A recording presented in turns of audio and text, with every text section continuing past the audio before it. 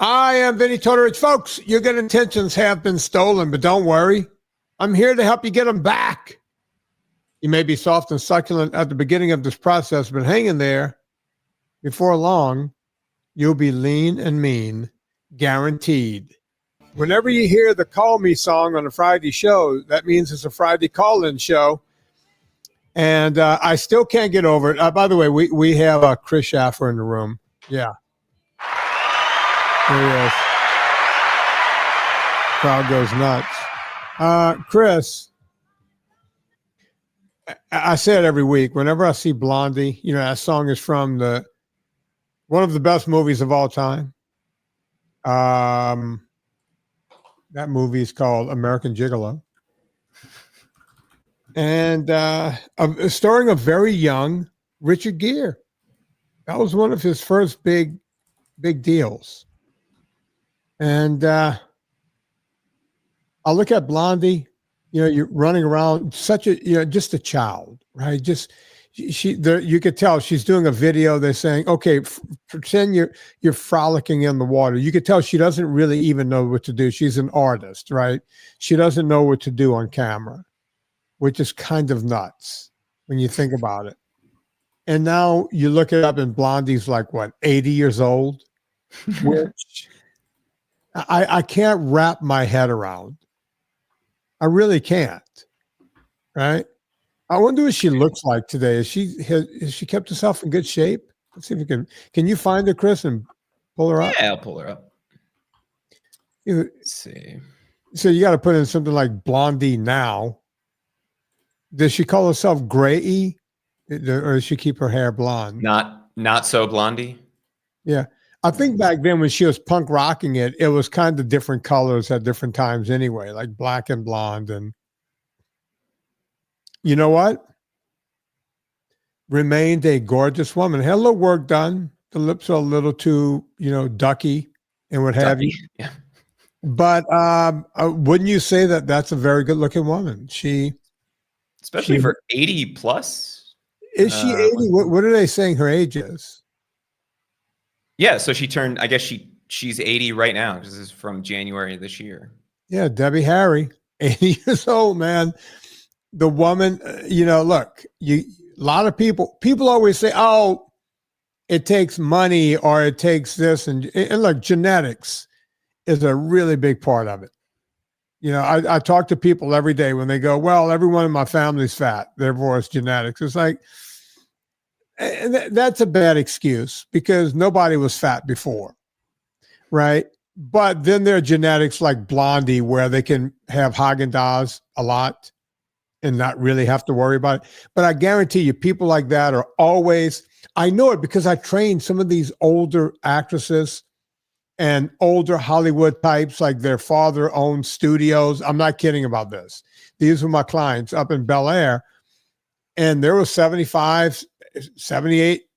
Wendy was 78. Yeah, close to 80 years old. They still had that vanity. They still wanted to look a certain way, right? And Blondie hangs out with those people. I know she does because I can't tell you how I know, but I know. And these people still care about the way they look, which gives me a lot of hope for me and Serena and wanting to be healthy and vibrant and stay as healthy as we can as we get older. And then we'll have people, I'll get on the phone, they'll say, I can't help it. My mom was fat. Her mom was fat. My mom. Okay. If you go back another generation to your grandmom, was she fat? Well, no, she wasn't. My mom really wasn't that fat. I mean, my mom had a little weight on her, always on a diet. And then at some point in the late 1970s, early 1980s, everyone started gaining weight. I don't blame it on the person. I don't think people got lazy. None of that stuff. Nobody wakes up in the morning and says, I want to be fat. I want to be unhealthy. I want to feel like every time I bend over to tie my shoes, I'm going to pass out. All those things that morbidly obese people go through. I didn't mean to get off on a tangent right from the beginning here, but that's kind of where we are, man. People don't want to be there. That's why I don't believe in fat shaming.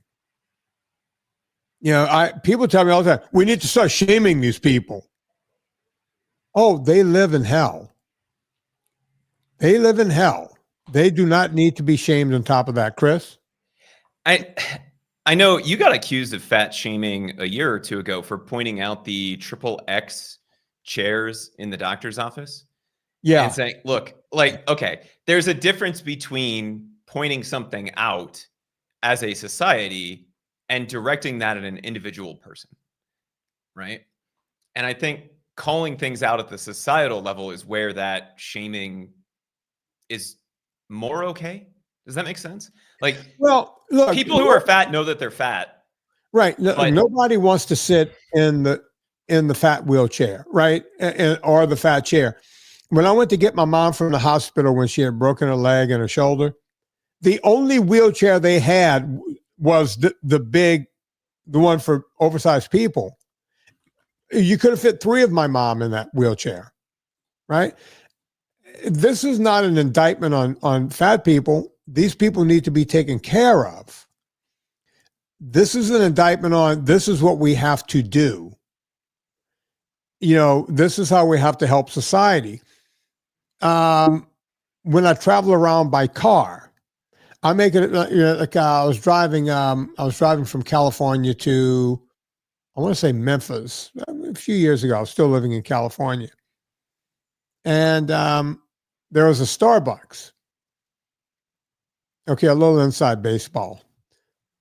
I don't know how to use an app. My app is to either call Chris, Serena, or Don Coddington. Hang on. It's the billionaire Don Coddington's Friday, 5 o'clock. And I'll say, hey, I'm here. Where's the next Starbucks? And they'll say 10 miles down the road. So I'm driving. I call Serena. Where's the next Starbucks? It's coming up. And then she goes, oh, you won't want to go to that one. And I said, well, does the app say that this one sucks? Like, I don't get why it's like all Starbucks suck, right? I just need to go get myself some coffee. It's like saying, I'm out of gas. Where's the next gas station? Oh, you probably don't want to go to that one. Yeah. Gas, coffee, same thing. She goes, no, I just looked. It's in that mall. It's a mall inside of it's in a Target. That's what I meant to say. It's in a, so you could go, she goes, you need to go into the Target. I'm saying Target, but it might have been some other. It's probably a Target. They have Starbucks. I didn't know. And so she goes, you got to go into a big box store to get your Starbucks. And I said, you know what, Serena, I'm going to that one. Send me the instructions. I popped it into my Waze and I was off and running. And I think I've told this story on the podcast before. I'm in there and I was shocked at the number of people because you see, I'm never in these stores at all. People are in little buggies, electric buggies. Man, there's a lot of crippled people here. That was my first thought. I thought I was living because I grew up near the only leper colony in the United States. That explains a lot, by the way. In Louisiana. It's in Carvel, Louisiana. And guess who else is from Carvel, Louisiana? One Mr. James Carvel. Yeah. So Carvel is right across the river from where I grew up, from Donaldsonville. And James Carvel and I went to the same high school. So I'm like, is there some kind of place around here where these people are just out getting their groceries and, they live in one of these assisted livings? I don't know what it is, but a lot of people are in carts. And it's got the basket on the front. Target hands them out. They're not showing up in their own carts. You understand, Chris? Vinny, you've seen WALL-E, right? No. Okay. I know what it is, but I've never seen it. That is some homework for tonight. It's not an amazing movie, but just skip to I don't know, maybe a third of the way through to one of the places where they're showing the people. Right. And it's, this theoretical future where they're on this generation ship going to another planet because the Earth is unlivable and everyone is overweight and riding a buggy around. That movie and Demolition Man, I think, are probably the two most prescient movies in terms of projecting into the future. A lot of things that have happened. And even when that came out 15 years ago, I think at this point, they were saying, look, this is where we're headed. And the entire movie, every time they show the people, shows them guzzling big gulps and riding around in carts, right? They're on this ship that gives them everything that they want while they're on their way to the, this new hospitable planet. And it's exactly where we're headed as a society. It's terrifying. Yeah, it is kind of nuts. Look, and what happened to me was I made it into the Starbucks, but I'm people watching, right? And the guy right in front of me, he's in a cart. And he's got the Vietnam hat on with all of the decorations, all of the, like you ever see these veterans, they wear the hat with all the stuff, showing all of their accommodations. And, this guy served this country. And I always try to make it a point to say hi to those people. I hate to just say thank you for your service, because I think, that's kind of become this weird thing. And a lot of them don't like it for whatever reason. So I started talking to him, and it's like, a lot of decorations on that hat. Is that Wally? That's one of the people from Wally. Yeah. Yeah. Yeah. It's exactly what Target looks like. They've even got the right colors. Yeah, pretty much. So I say to the guy, a lot of decorations on that hat, but where were you? He goes, I was in Nam towards the end, blah, blah, blah, this and that, and the whole thing. And, the Viet Cong, and he's going on and on. I'm just letting him talk because I'm enjoying this. And I said to him, is that where you lost the use of your legs? Because he's in a cart. And he goes, no, my legs, I came back, I was fine. And I thought he was going to say, and then I got on the Harley and, or something, right? And I said, oh, I just assumed. He goes, no, he goes, type 2 diabetes. I have neuropathy in my feet. He goes, you can tell I'm well over 300 pounds. This guy can't walk because of sugar, not because of Vietnam. He can't walk. The Viet Cong didn't take it from him. Agent Orange didn't take it from him. No. Domino's sugar. Spreckles. Is Spreckles still around? Spreckles sugar? That's not one that I know. That was a big sugar family at one point. Well, that shows my age. Domino's is still around. Domino's sugar, right? Oh, I was thinking Domino's Pizza, but Domino's sugar. I'm talking about the Domino's Sugar Company. Anything with Domino's written on it, folks, don't buy their product. Just don't buy it. Whether it's pizza or sugar, it's just not good. The bottom line is the guy made it through the Ho Chi Minh Trail. Not my words, his. Guy was a prisoner of war. But now sugar kicked his ass. He got taken out by Wilford Brimley and the diabetes. Diabetes. Yeah. By the way, the only other famous person born on my birthday is Wilford Brimley. I got worse people to share a birthday with. I'm a big fan. Okay, Chris, I'm going to do a quick ad, and I see we got a couple of people, a couple of call-ins. We're going to do that right after this. Folks, we're back. PureVitaminClub.com is back. I was talking about this on a different podcast. The true story of how the company started was after my cancer, I was trying to get the best vitamin in the world. It just didn't exist. So I decided, I made a little money on my book and this, that, and the whole thing. I'm going to go and just create a vitamin. Turns out you can't just get a bottle of vitamins. It's going to cost you tens of thousands of dollars, if not hundreds of thousands, because they got to make 10, 15, 20,000 bottles of this stuff to make it cost effective. So I looked around and went, wait a minute. I have an audience. I'm going to make the best vitamin in the world so that I can take it. And all of the leftovers, I'm going to sell to my audience at a fair price just so I could keep getting the good stuff.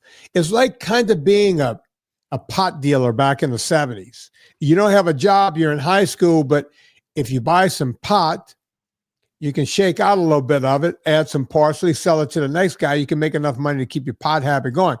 That's what I was trying to do with vitamins. We called it a club because you're part. I'm in the same club as you. Chris is in the club. We're all in the club. It's Pure Vitamin Club. So go to purevitaminclub.com. We did have a problem at one time. He was removed from the company, and we are up and running and getting your vitamins out on time. We're fully stocked. Go check out purevitaminclub.com. And Bob's your uncle. Chris, who do we have waiting for us today? We got our buddy Dave in the back room, and we have a couple of people hanging out with us. Dave, give me that thumbs up in the camera if you're ready to come on in. There. Ooh.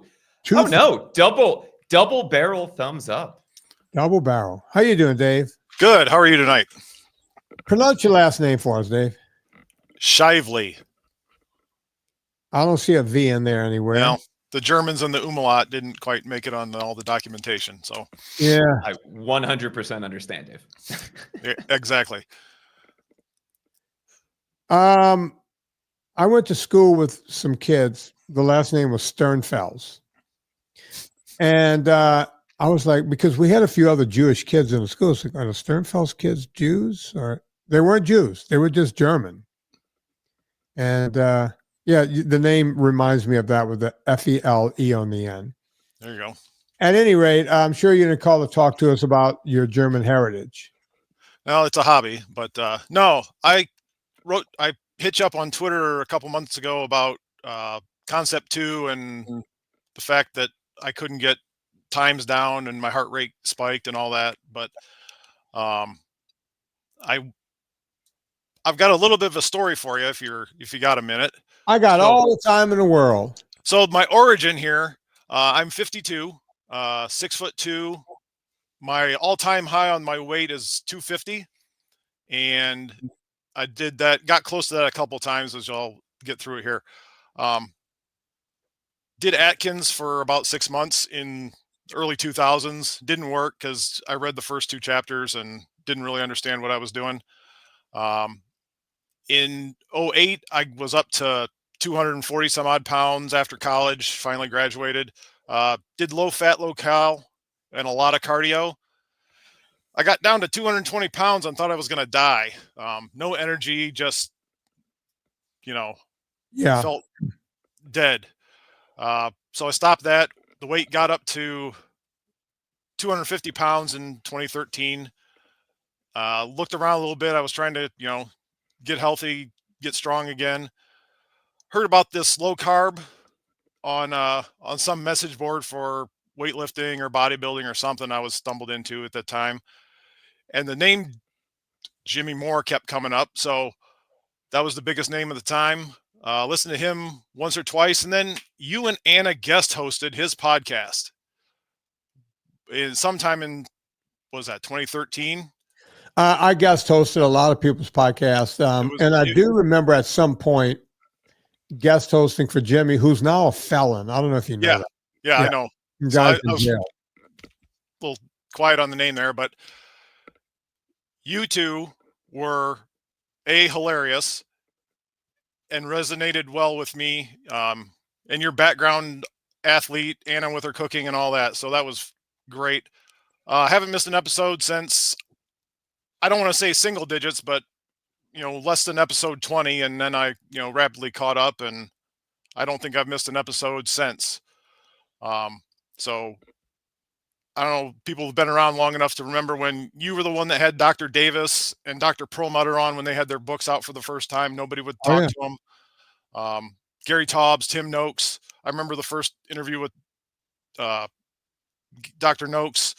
He was not, you and him, he was trying to figure you out. And then after that, what's he been on 6 times? Oh, easily. And by the way, when he was going through his trials, he had a podcast, and I ran his podcast for a while. Yeah, it was great. And by the way, Dave, you might be one of two people. There's another guy. As a matter of fact, as soon as he does all of the shows, I promised him I would bring him on to the Monday show. He does phone calls with me. He started on show number 1, and he never heard any of the recent shows. And so he's been listening. He's listened to all 126, was 2,600. How many shows do we have, Chris? So whatever it is, he's heard all of them.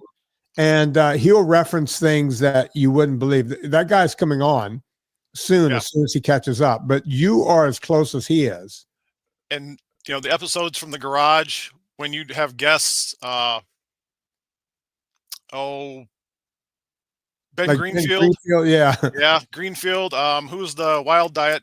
You got Wild the TV Diet. show for Abel James. Abel James. Yeah. When you guys, I don't know, the Iron Man, I guess they just finished the one of them had done the Iron Man. You were talking about all kinds of craziness. Anyway, I started NSNG hardcore September 2013 when I was 250 pounds. By Christmas of that year, I was down to 215.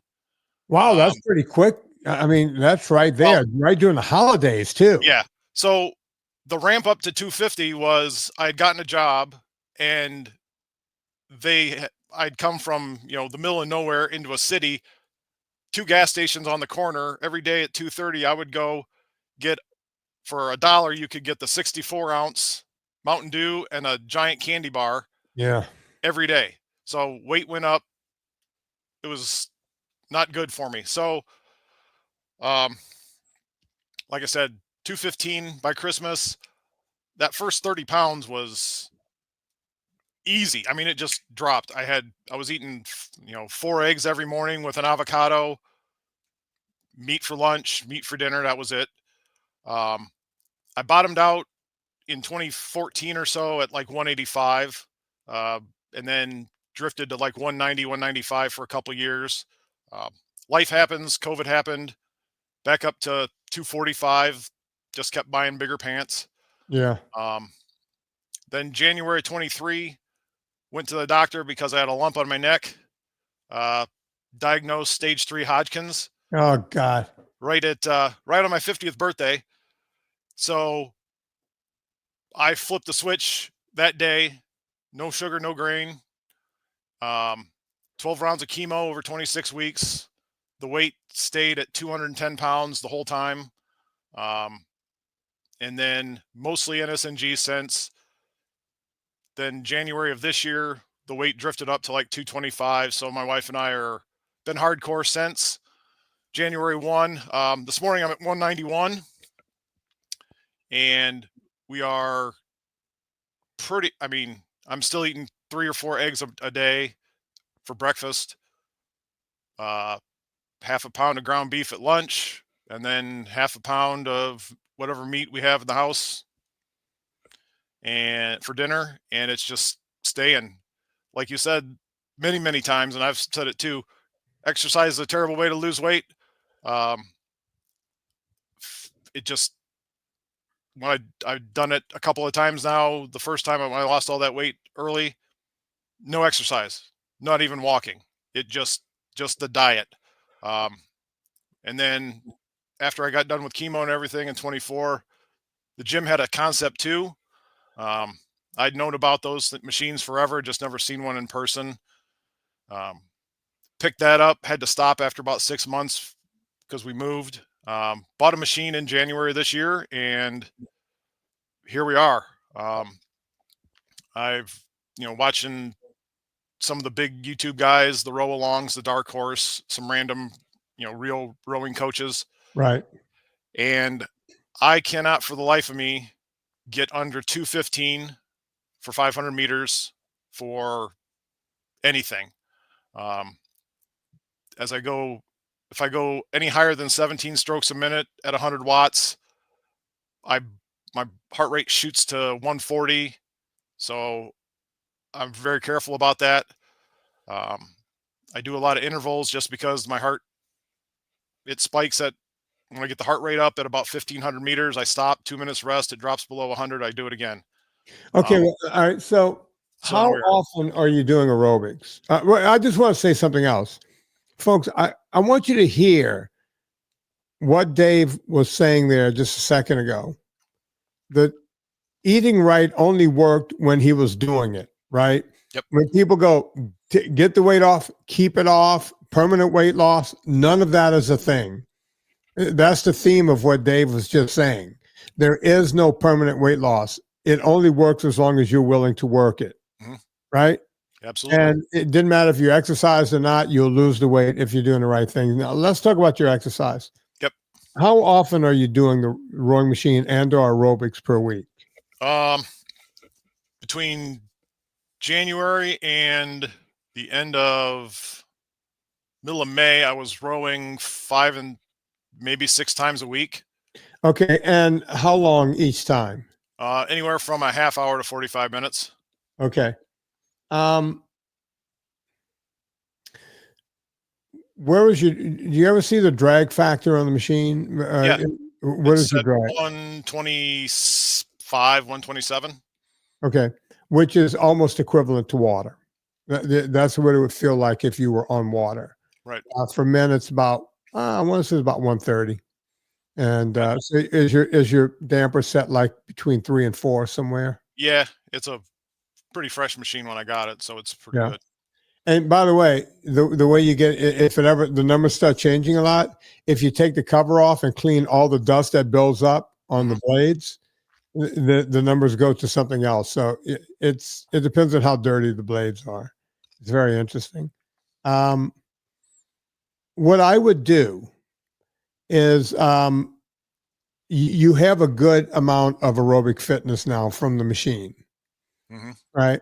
So I would make sure that every workout, I don't care what the numbers are. I don't care what the meters, the 500 meter average is. But that's the number everyone just pegs on. They even make it bigger on the machine. Here it is, Dave. Here it is. And I don't like that number. You want to stay, that's good that you're keeping your strokes between 17 and 20. So if you're at 18, 19 strokes, that's fine. I would spend if you're doing 40 minutes, I would spend the first 15 or 20 minutes with that damper lower. Okay. Right? And don't care about anything else. I want you to look at one number and it's written real small. Heart rate. Well, 2 numbers, that and your strokes per minute. Okay. Right? Keep those strokes per minute right where you want them to be. And then put that damper to where you can stay in zone 2. Now, let's figure out, I just want to make sure we know where your zone 2 is. You're 50, you said? Yeah. So it's 130 plus 5, that's 135. So anything up to 140 is going to be zone 2 for you. I guarantee it. Okay. Right. So with that, I don't know if it matters or not. I did a stress test. Oh, that does matter. What was your top number? 191. Oh, all right. So 191, Chris, or one of you pull out a calculator for me. Oh, what's up? 191. Give me 75% of 191. 143 and a quarter. Okay. So, and now give me 89, give me 79%, please, of 150, almost 151. Okay. So I was right to think that 75% was 140. It's actually 143. See how close that is? It's pretty cool, right? Yeah. All right. So you could be as high as 151 before you're pulling out of zone 2. What number are you hitting? Are you getting past 152? I been past 152 just when I tried like 1,000 meter all out, just for the hell of it. Right. But normally I try to, because I'm going off the old zone 2 for my age at 135 or so, 134. Right. When I get there, I kind of back off a little. My stroke rate goes down. I try to keep the wattage up. I don't know if that's the right move or not, but Dave, if you're at 145, can you still talk in almost complete sentences? Yeah. Okay. Trust me. First off, you could go up much higher and still be in zone 2. That's number 1. Okay. So we have a new parameter. I still want you to warm up lower. So if you do that first part of it, and you're at 125, 126, 130. At first 15 minutes, man, just go easy, pull, work on your stroke. With rowing, there's always something to work on. You want to make sure your arms are straight, like dark horse or black horse. They say arms are straight. You're pulling through like you're doing a deadlift, then rock your body back to 1 o'clock and then bring the arms in.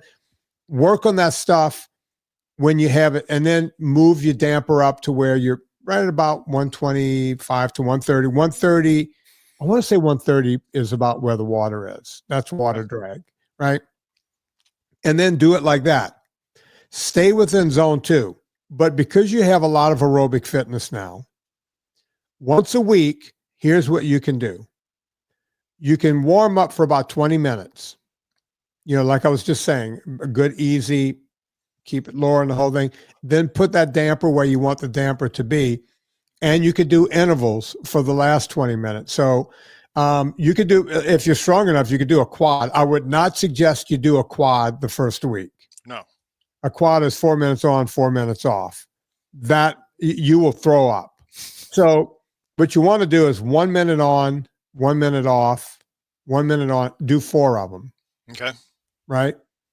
Then the next week, when you get to that day again, move it to 115 on, 115 off. Whatever you do on, you do off.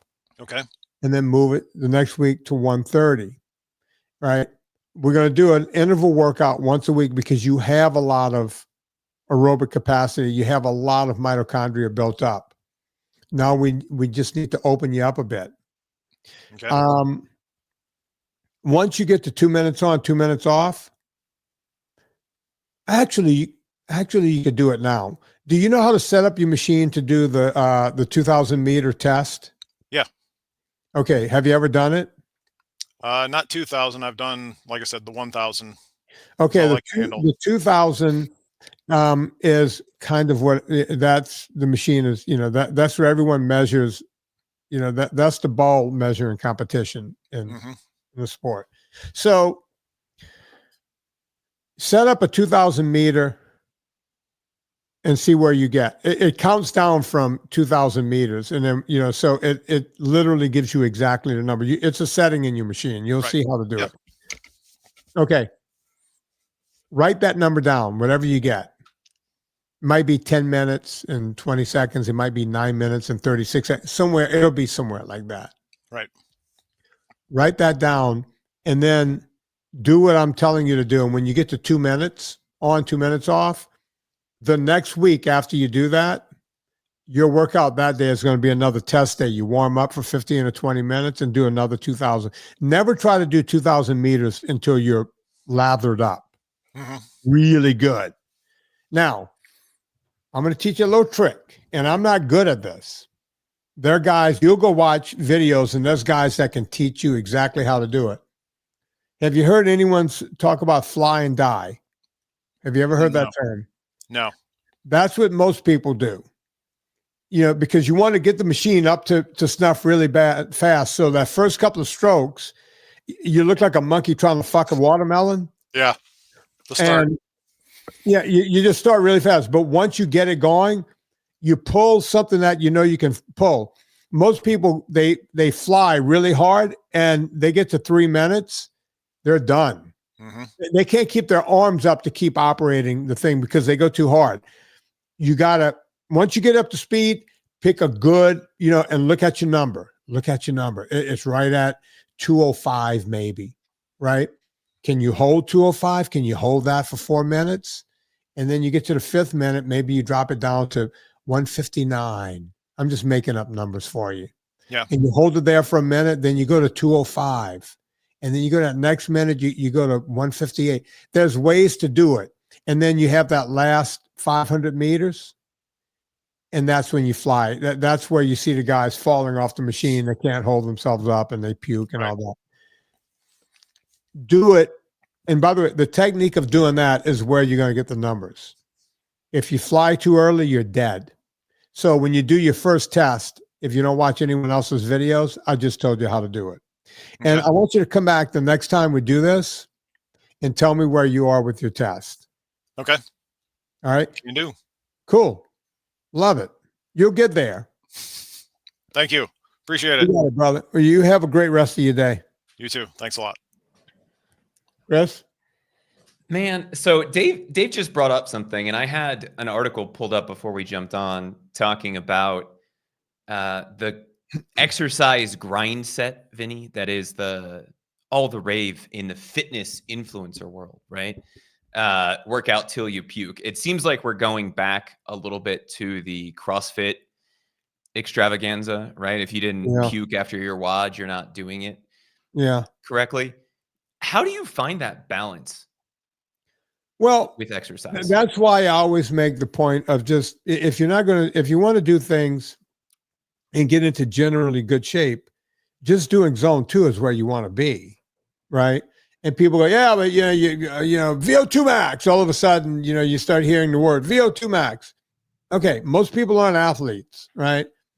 And yeah, you can raise your VO2 max by doing some intervals, but you shouldn't be doing any intervals until you have some mitochondria working in your direction, which means at least 15, if not 20 weeks of doing aerobics. Think about that, 15 to 20 weeks. Hell, if you get to 25 and a half weeks, you're talking half a year. That's how long it takes to get to where you are, to where you want to be. Does that make sense? But telling lay people, oh, just go out there and just go, you know, go hard. Well, you're going to get hurt, or you're going to have a heart attack or something worse. I don't know what's worse than a heart attack, but yeah.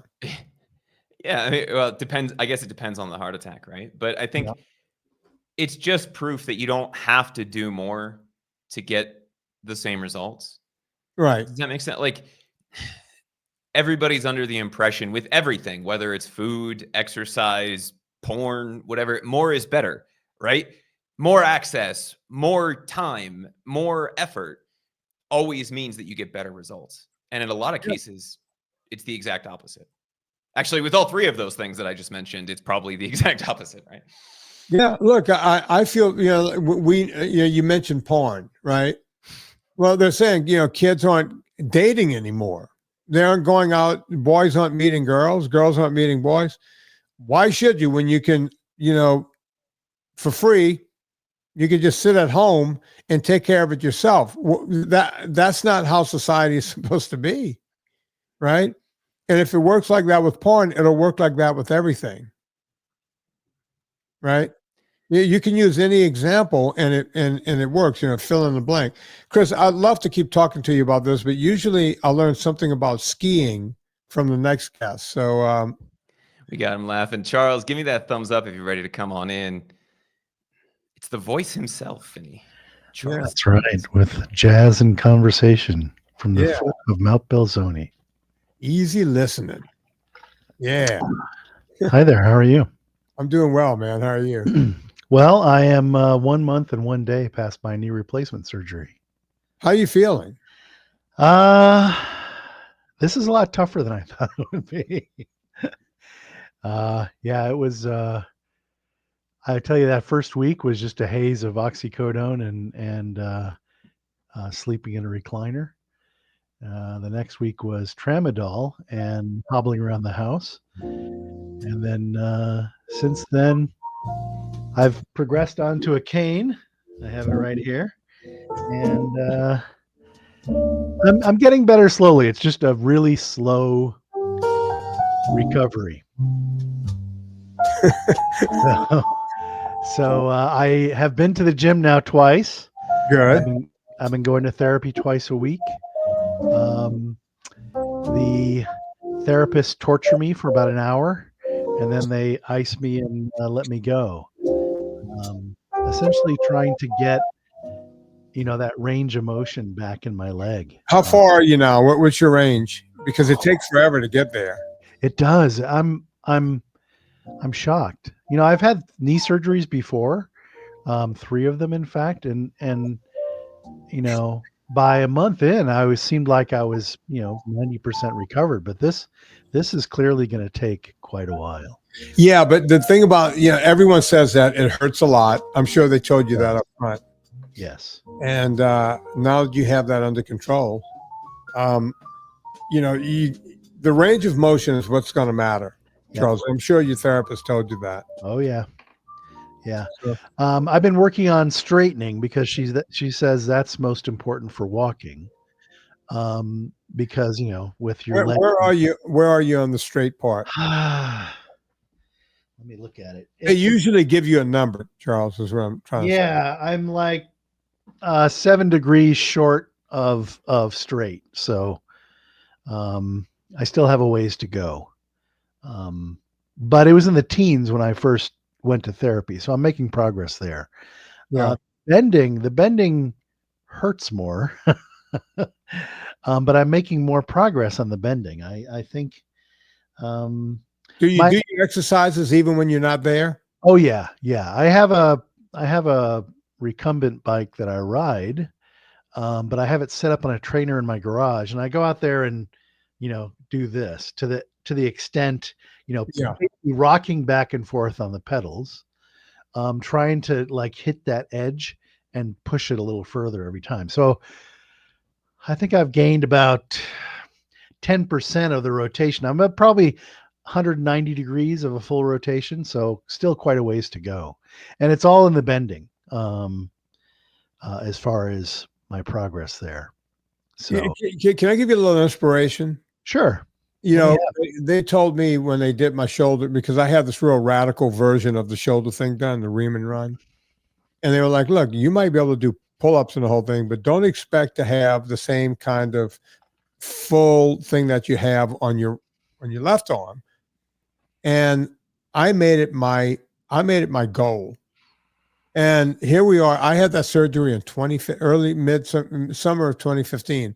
Mm-hmm. We're 10 years down the road. Mm-hmm. Chris will tell you when we have our morning meeting, I'm on the floor in my gym on my yoga mat doing the same exercises 10 years later.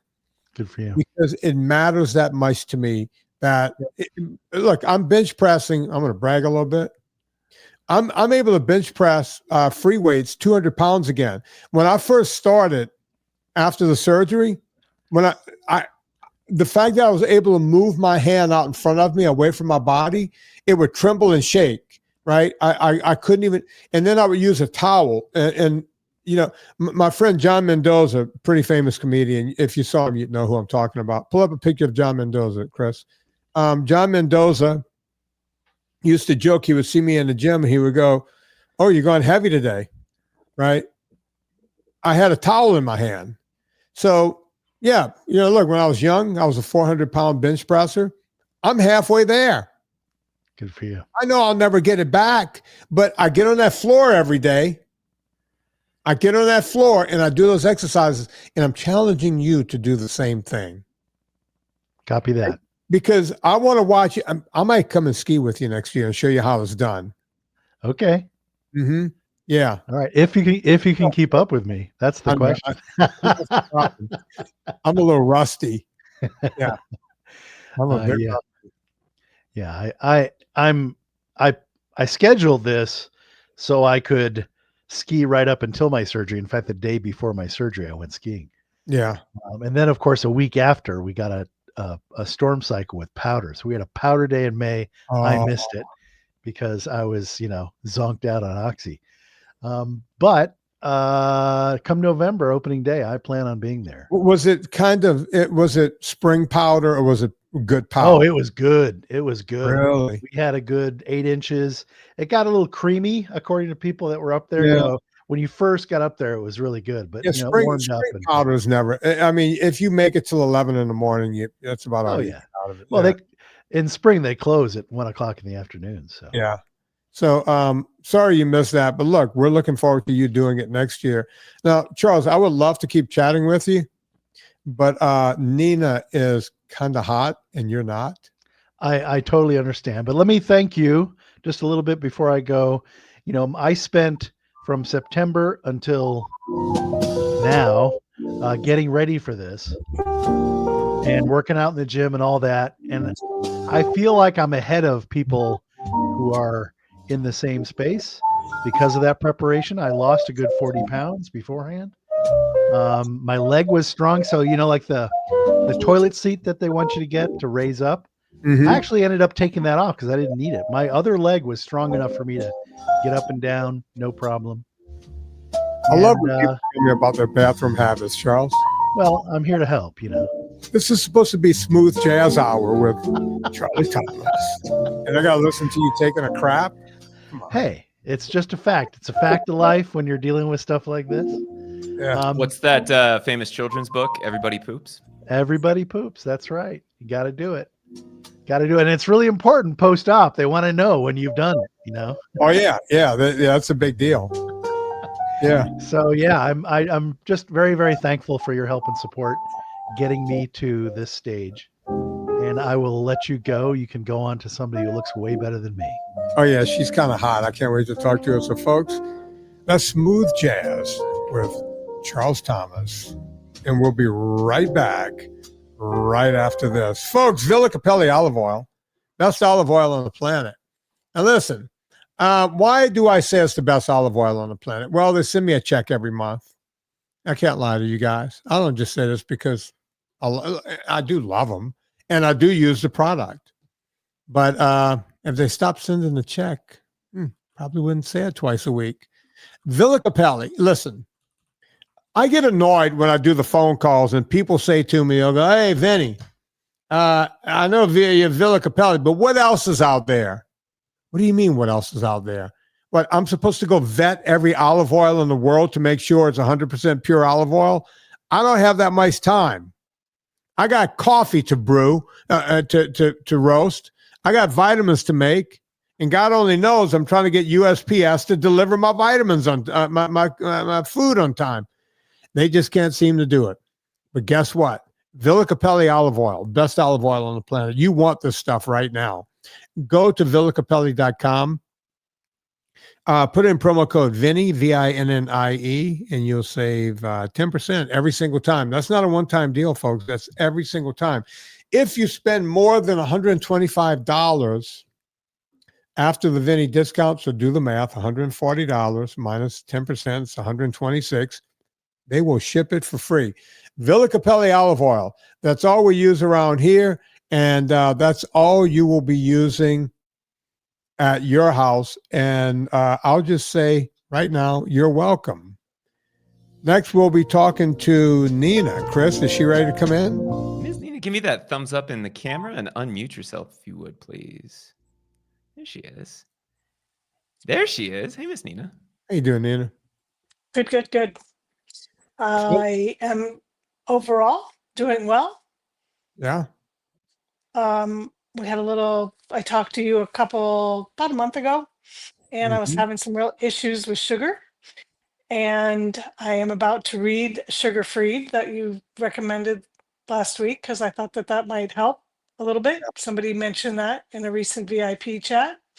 But I did really well for about 3 weeks, and then I went away, and a little vacation, and a little life into living, and a little too much life into living, and yeah, then the whole thing fell off the rails. So I did the Schick method over Memorial Day weekend. I just ate as much garbage as I possibly could, and then told myself that on Tuesday, that come hell or high water, I was going to get back on track. So I did. So I'm a week back on track. But in the meantime, the scale was not my friend. Very quickly. It's amazing how quickly that scale goes Just up. like that, yeah. Yeah. But in menopause, it doesn't come off quite as easily. So I told my husband, I've been at this a week now. Why haven't I lost 5 pounds? He said, honey, it don't work that way. I said, yeah, I know. Thank you. But I know the program works. So I'm going to stick to it. And I just wanted to thank you, because if it were not for you, and I'm a Roby 2.0, so I've been doing this for 2 years, I know it's going to work. But in the meantime, life has gotten in the way, a lot of stress, a lot of challenges. And I just wanted to kind of check in more than anything else and let you know that I haven't fallen off the face of the earth, and I haven't abandoned this way of eating. But it has its moments that are challenging. Yeah. And look, you said life gets in the way. I'm going to give you a little tip. You should be old enough to know this tip, but apparently it escaped you. Life is going to always get in the way. Life is what happens while you're waiting for your life to begin. Right? Yeah. So, you know, every day there's going to be a challenge. And if there's not a challenge, that means you're dead. Right? It means you win. You made it to the end of life. You win. Right? In the meantime, life will continue to happen. And, you know, we all, you know, I talk to morbidly obese people. You're not morbidly obese, right? But I do talk to morbidly obese people. And everybody starts in their own place. And, you know, the challenge for June was, you know, what is your why? It's because I don't want to be fat. And I know that I'm not fat, and it's all relative, right? But for me, I feel I gained, you know, 10, now 12, 13 pounds, and I feel fat.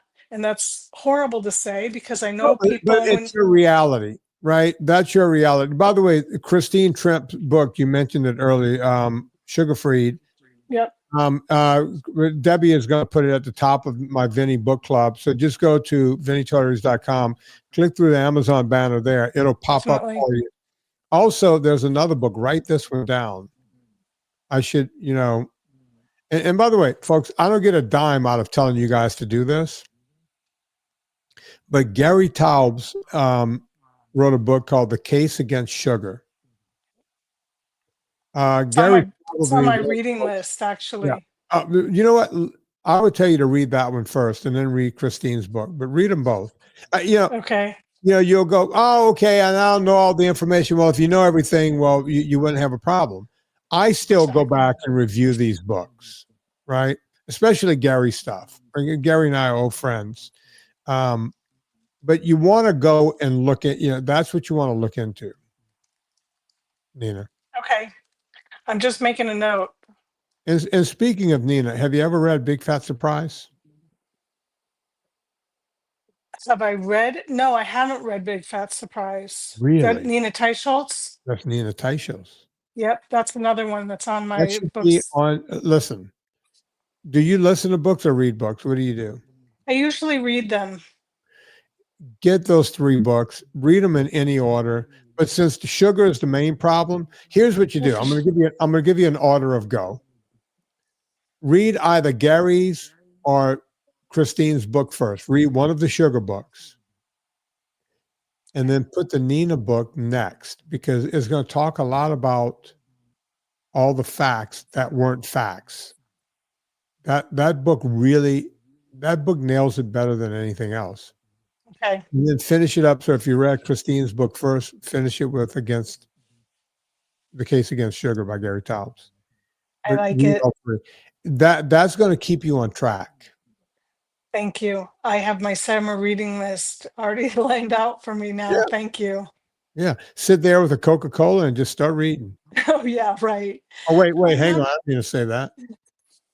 You'd get about halfway through The Case Against Sugar before just pouring it out, but that's fine. I'm not a big soda person. I would have chocolate fudge all day, every day, or a donut but that has fat, so it can't be all bad, right? Right. But I really appreciate it. And what you said before about life being life, I have a Post-it note on my fridge that I heard from somebody say, life is a shit sandwich, and sometimes you just have to eat it. And it's true. Somebody needs new friends. Well, it was actually Megan Kelly who said it, and I thought, God, that's true though. Sometimes life is, you know, and my life is really good compared to a lot of people. So I have to remind myself that it's not that bad. Regardless, whatever it is that seems bad, that you want to pull the covers over your head in the morning and go, I just don't want to do this today. It's not that bad. It's never that together. Bad. Look, there are people out there dying of stuff. I mean, look, we were talking just a little while ago to, who was the first guest, Chris? Dave. His name was Dave, right? And guy woke up one day, had cancer, had lymphoma. Okay. Come on, you're not doing so bad. Oh, you're sitting over there with menopause. Congratulations. Right? It is never that bad. Think about the fact. I remember one time my daughter, we were coming back from somewhere, and she was explaining how she was bored and she wasn't having any fun. And I said, honey, not her, I said to Serena, we were driving along on the freeway. I said, honey, find the nearest children's hospital. She goes, why? I said, just look it up. And there was one about 18 miles away from us. I said, good. Put that in Waze. We're going to the children's hospital.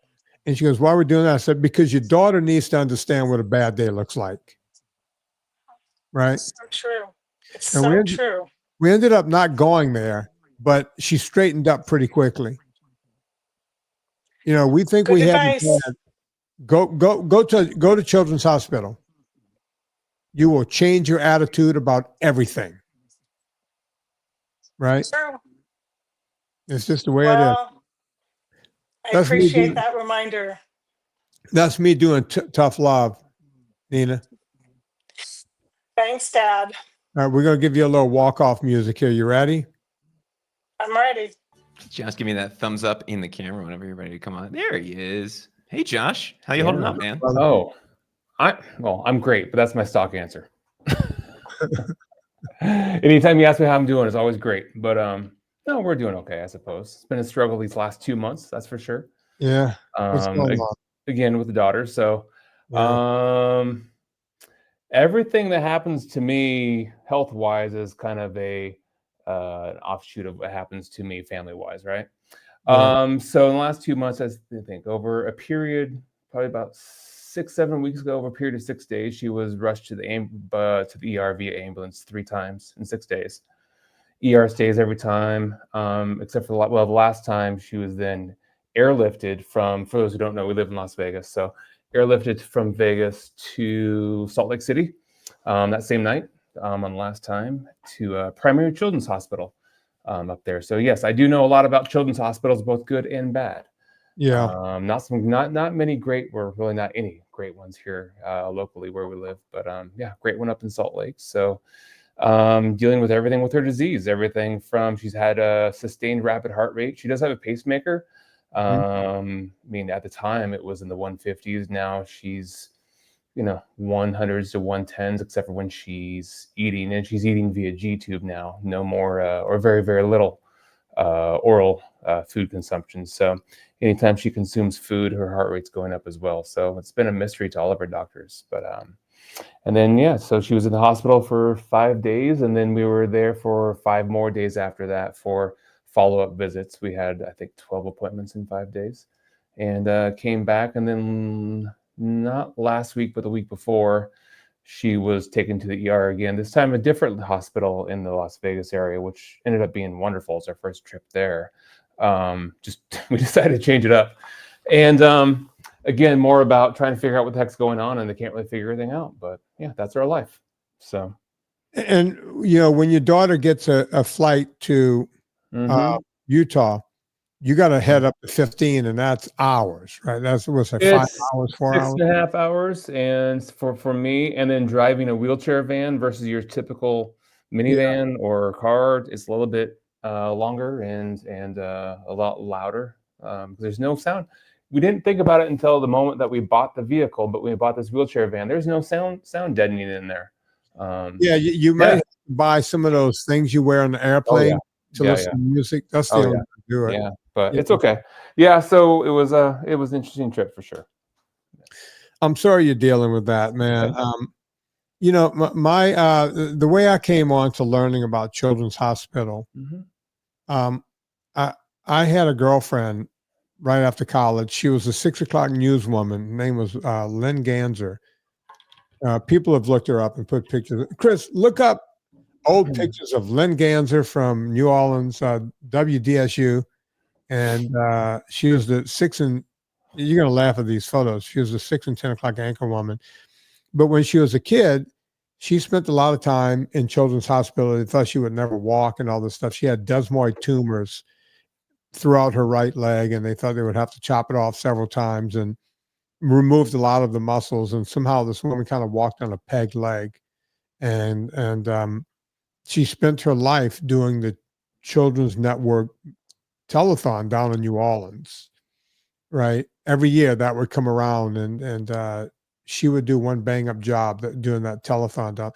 People like Marie Osmond would come in and all this kind of stuff, and to really try to help out. And that's when I first started going to children's hospitals and seeing what goes on there, man. And it is just something else. So you guys, your nerves must be frazzled all the time, right? Yeah, it's one of those things. Like, so a lot of my clients at work, they look. I'm blessed to have really good clients, and they'll always ask me how things are going. And my stock answer is kind of, well, if you see me, it's a good day. And to be fair, no day is technically a good day for her. Again, she doesn't sleep, which means we don't sleep much. I think I've brought that up with you in the past. Yeah. You can see, look, I'm pushing 50, and I've never had bags under my eyes until about maybe 3-4 months ago, and they've shown up. Yeah, there she is, my old There girlfriend, you go. Ganser. What a sweet woman. I need to give her a call. Just a sweet woman. Anyway. Yeah, we're on edge. That's for sure. Yeah, you're absolutely right. I always, whenever my phone rings or texts, I get a text her and I'm like, oh, what is that? What is it going to be? So generally it's okay. Look, my wife kicks ass at being a mom and being a caretaker, which allows me the ability to leave the house every single day. And generally I'm out of the house 10, 12 hours a day. I mean, heck, I just finished up a 13 days straight of working. So where I was out of the house 10, 12 hours a day, every day. Wow. So, just because I'm short staffed and me being me, I've got sometimes I'm too dedicated to work, and so. Yeah. What type of, you say you're short staffed. A lot of people seem to say that right now. What type, do you need skilled workers or what do you need? Not skilled, no. So I'm in an odd field. So I'm in a combination. You'll appreciate part of this. So I've run fitness centers for homeowners associations since that are owned by HOAs since 2002. Yeah, so a long time. I'm also a homeowners association manager, which is, so I've been looking for someone as a club manager recently. I found someone new. He'll come on next week. So that would be good. But yeah, that was my old manager was displaced and then suddenly was taken away from us. And so yeah, that's what we've been dealing with the last, I'd say, 8 weeks with that as well. So everything's kind of coincided at the same time. Yeah, we learned a lot about that with my company. Yeah. We had a lot of people hired on. We pretty much fired them all, and Chris and I did the whole thing, Serena. And Chris, if I'm not mistaken, we're looking at firing a bookkeeper pretty soon, right? Potentially before this comes out. Yeah. If there's a God, we'll have a new one before this one comes out. Yeah. But I get where you are, man. The stress at home, the stress around. How's your health otherwise? Are you getting to exercise at all? Not much. I would say, gosh, for a month I didn't do anything again. And I've got the equipment in my garage, but it's just there's no time. It's well, one, again, we were out of town for so long and didn't outside of walking. Now I do make it a point when we're up there. We're lucky enough when we're up in Salt Lake to stay at the Ronald McDonald House, and it's in what's called the letter streets or the avenues up in the Salt Lake hills. Yeah. So there's very good walking through some older neighborhoods, which I love to do while we're there. So I do that. But no, for a month I didn't touch a thing. And at least last weekend I got 2 rows in. One was just a quick 30-minute row. I think 6,500 meters or so. And then Sunday did a 5,000 meter with intervals where every 500 meters I got off and did 10 push-ups just to hit the chest, because it hits everything but the chest, right? So pretty chest and triceps. Not as much as I like to. I do have a standing desk in my office, so I stand as much as I can. I walk around the facility as much as I can, but it's not to my expectations as far as what I Yeah, we all have goals, and we want to work towards those goals. Yeah, but it's just ultimately it's because of lack of sleep. I mean, I set 2 alarms on my phone every day, one for 5:45 and one for 7:30. The 5:45 one is if I'm fortunate enough to get some sleep at night, I'll get up and work out before work. If not, then I set the 7:30 one just to get up. This is the last minute I can get up and get out of the house at a reasonable time. So that 5:30 alarm hits or 5:45 alarm hits, and I haven't, unfortunately, haven't had it in me to do it, because I mean last night I think I was up 7 times. 7 times. Yeah, and so it's I mean, to get 2 hours straight of sleep is something I feel lucky to get, which is an odd thing to say, but it's true. Well, our heart Yeah. goes out to you and your family. Yeah, appreciate it. Please keep checking in Of because course. to hear from you. And Yeah. it's funny. I wasn't thinking about you when I was talking to Nina. It was like, Well, yeah. the story about Children's Hospital, and then there you are, and I was like, Can I say something though? You said something, and it's 100% true. You know, you think you're having a bad day until you see that someone else having a worse day, and we have it bad. But God, we are so fortunate to be where we are. We really are. We know so many. We know so many people who have it worse, or who have had it worse, who have lost children, who have lost.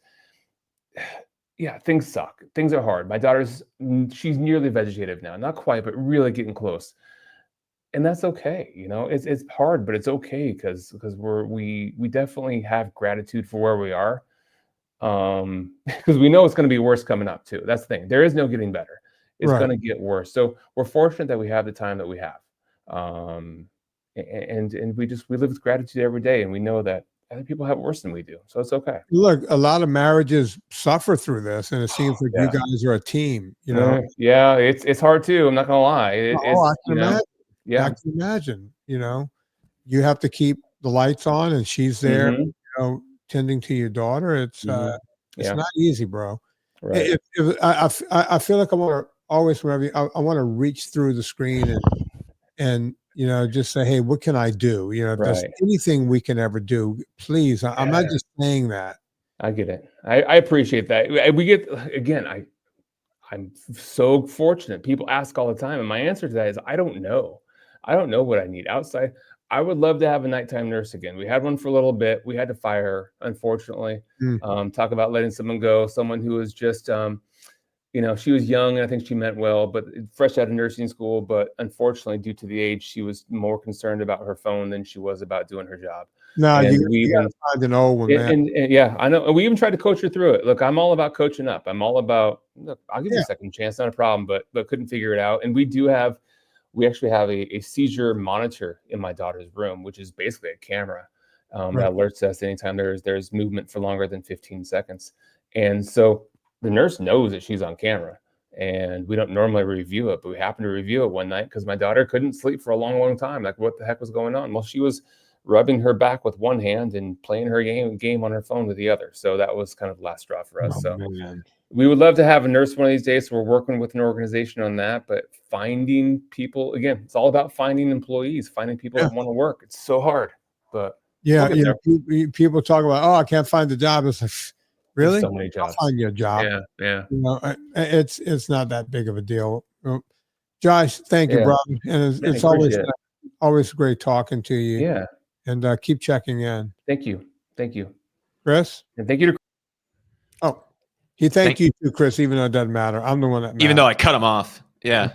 That's what he gets. That's what he gets for trying to be nice to me. He gets cut off. Yeah. Man, I'm glad I caught Josh's message before we jumped off here today. He always, and I know it sounds weird to say, but even with everything going on in his life, his attitude is better than pretty much anybody I know. I know. I couldn't do it. I'm just gonna come right out and tell you, I'm not as good as Josh. No way. No, he always makes me feel gratitude for what I have, you know, and it has nothing to do with his story or his situation. It has everything to do with his personality and his approach to it, which is great. I mean, I don't know how you would handle what he handles otherwise. And it's just nice to know that there's genuinely decent people out there. Yeah. Yeah. They're not all jerks like me. That's for sure. Chris, I think we did all the ads. Rate and review. Oh, X. We're kicking ass over on X. And when I say we, I mean Chris is helping me keep my X together. And did I say that correctly, Chris? X is Twitter? Yes. Yeah. People are loving what we're doing over there. We know that because my X is starting to grow, and we're getting people to yell at me, which means I'm doing a good job. Is that pretty much it, Chris? That's how you know when the comment section is angry and consistent. That's how you know you've poked the bear in the right direction. Yeah. And we're not trying to do that. I'm just, my commitment is always to tell people the truth. And we are telling them the truth. But boy, sometimes they don't want to hear it. So if you want to join the melee and see what's going on, I'm over there next. Rate and review this podcast. Go shopping on Amazon. But before you go there, go to VinnieTortorich.com. Blah, blah, blah, blah, blah. I want to thank everybody for coming on today. And on behalf of Chris Shaffer, my name is Vinnie Tortorich. Put life into living and do it with a group called the Guess Who.